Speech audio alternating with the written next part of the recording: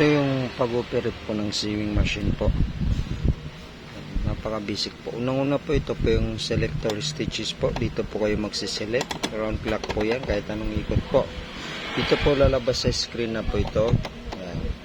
Kaya ng straight or zigzag pag straight.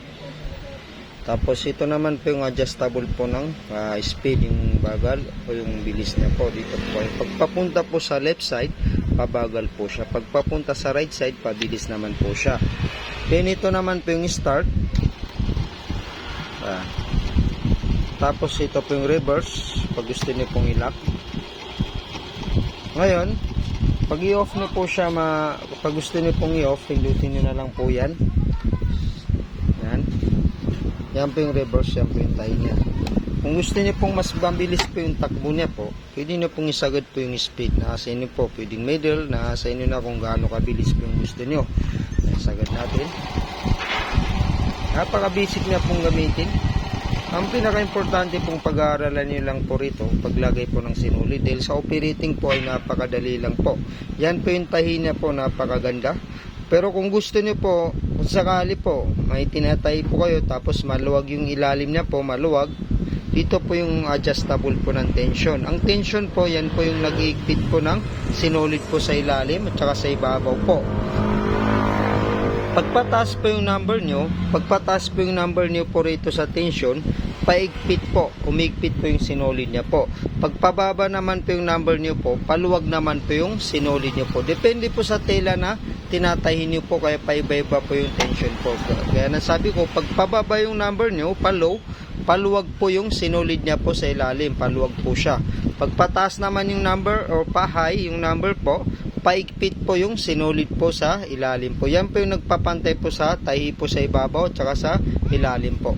Ngayon kukunin nyo po yung zigzag, select nyo na lang po rito, pili lang po kayo kung anong stitches pong nagustuhan nyo. Yan, zigzag, then start. Very basic lang po siyang gamitin. Yan, napakatahimik po ng tahi, wala pong kaingay-ingay. Kaganda kasi nito, hindi po siya maselan po sa tela.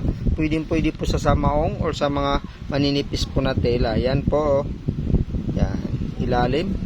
Yan, pantay na pantay po. Kung sakali po, maikpit po yung ilalim niyo or naluluwagan po kayo, pwede nyo pong i-adjust yung tension. Kung maikpit ng todo, pwede nyo pong babaan. Pwede 6, pwede po sa 5. Nasa inyo na po yan. Tapos, pili naman po tayo ng ibang stitches po. Sa operate naman po ay napakadali lang po niyang gamitin po pagdating po sa operating. Dahil hindi po siya mahirap po gamitin. Yan, kunin natin yung maliit po na zigzag, yung pambartak niya po o wrinkles. Yan po yung bartak o wrinkles po na tahi niya po. Start. Ang pinakapag-aaralan nyo lang talaga rito ay paglagay po ng sinulid. Pero sa paglagay naman po ng sinulid ay napaka-basic niya lang pong lagyan po ng sinulid. Napakadali po.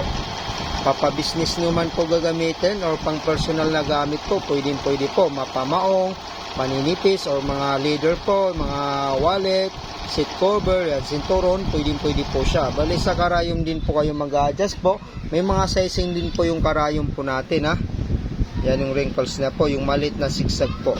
Tapos kung gusto niyo naman po mag semi-aging, gusto niyo ay semi-aging po, mayroon na rin po siya, multi-purpose po itong sewing machine po natin. Andyan na po lahat. Yan, garterize, mayroon po siyang garterize. Yan, kunin muna natin yung semi-aging niya po. Yan po yung semi-aging niya po mga ka-sewing. Start. Very basic po siya.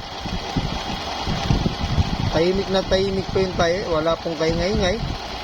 Napakaganda po manay. Kahit sa gabi nyo po siya gamitin po, magagamit nyo po siya.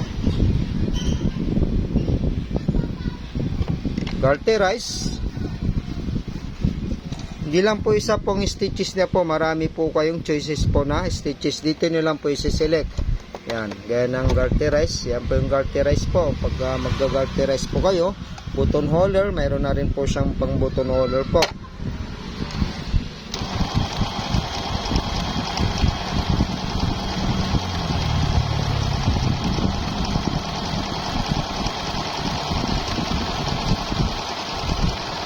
Off.